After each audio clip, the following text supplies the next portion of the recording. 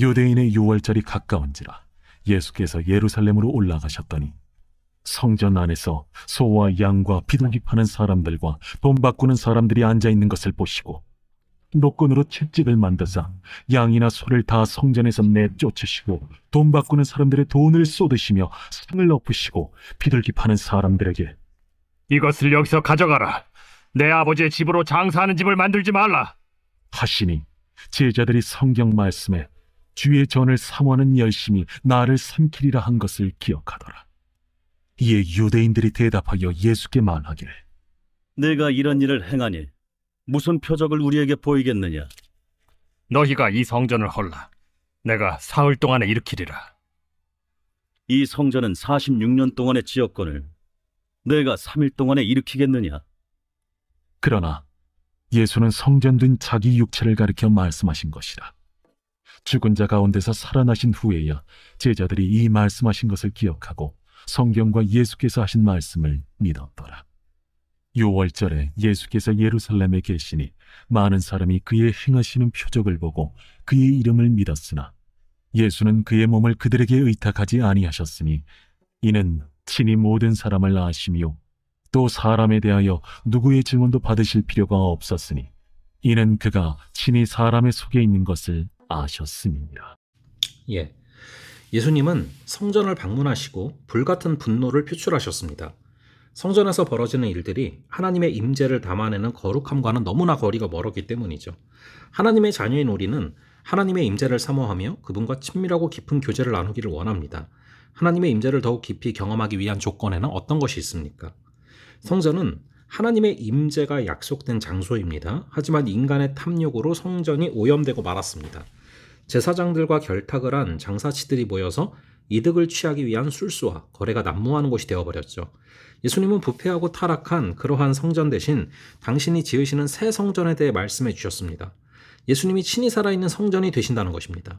죄인들을 위해서 죽으시고 또 부활하신 예수님 안에서 누구든지 하나님을 만날 수 있기 때문에 예수님은 당신을 참 성전이다라고 말씀하신 것입니다. 그러므로 하나님을 만나고자 하는 사람은 예수님께 나와 그분 안에 거해야 됩니다. 우리는 참 성전이신 예수님 안에서 하나님과 만나 화평을 누릴 수 있는 것이죠. 화평은 예수님이 하신 일에 기초하기 때문에 결코 흔들리지 않습니다. 하나님은 죄인들이 당신을 만날 수 있도록 독생자 예수의 생명을 내어 놓으셨습니다. 가장 커다란 값을 지불하셨고 우리가 감히 상상도 할 수 없는 은혜를 주신 것이죠. 그럼에도 우리는 기도가 제때 이루어지지 않는다거나 고난이 있고 또 하나님께 불평하게 됩니다. 때로는 하나님과의 만남을 미룬 채 세상 일들로 시간을 보내기도 하죠.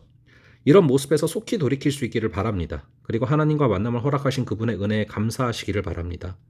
우리는 하나님과 만나기를 사모해야 됩니다. 하나님의 임재를 사모하고 감사를 잃지 않는 것이 은혜 받은 자가 보여야 되는 합당한 반응인 줄로 믿습니다. 예수님은 성전에서 장사하는 사람들의 가축을 몰아내시고 환전상들의 상을 엎으셨습니다. 거룩하신 하나님을 예배하고 섬겨야 될 성전이 탐욕이라는 우상의 소굴이 되었음을 개탄하시며 그들을 책망하신 것이죠.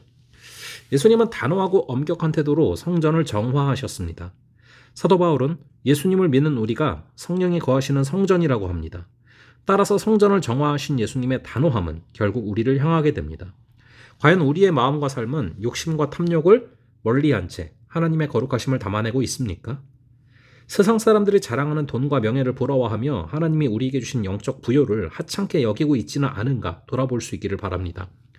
우리는 세상에서 성공을 하면 하나님께 영광이 된다고 생각하는 경향이 있죠. 많은 소유가 바로 하나님의 복이라고 생각하기도 합니다. 하지만 하나님은 한 번도 화려하고 웅장한 성전을 요구하신 적이 없습니다. 이스라엘 백성 사이에 세운 성막은 하나님의 명령이었으나 예루살렘에 건축한 성전은 다윗의 소원이었습니다. 그러므로 마음에 숨은 은밀한 욕심과 정욕을 주님 앞에 내려놓으시기를 바랍니다. 주님이 우리를 정결케 하시도록 그래서 우리가 하나님의 임재를 담아내는 살아있는 성전 역할을 잘 감당할 수 있기를 기도할 수 있기를 바랍니다. 그뿐 아니라 세상의 빛과 소금으로서 하나님의 임재를 드러내는 참된 성전으로 살아갈 수 있기를 바랍니다. 우리는 하나님의 성전입니다. 성전에서 장사하는 자들의 상을 엎으신 예수님은 성전된 우리에게도 정결하라 라고 명령하십니다. 거룩하신 하나님과 만남에 감사하며 탐욕을 벗어버리는 것이 정결한 성전이 되는 참된 길인 것입니다. 세상 사람들과 구별되는 거룩하고 성결한 삶을 산다면 세상 사람들이 성전된 우리를 통해 하나님을 만나게 될 줄로 믿습니다. 잠시 기도하겠습니다. 아버지 하나님, 하나님이 거하시는 살아있는 성전이 우리의 정체성임을 깨닫게 하시니 감사합니다. 탐욕을 버리고 거룩하게 사는 것이 성전된 우리의 삶을 기억하게 하시고 성전된 예수님 안에 거하는 삶, 탐욕을 버리고 거룩하게 행하는 그러한 성전 같은 삶이 되게 하여 주시옵소서. 감사드리고 이 모든 말씀으로 주 예수 그리스도의 이름으로 기도합니다. 아멘. 그럼 또 다음번에 뵙도록 하겠습니다.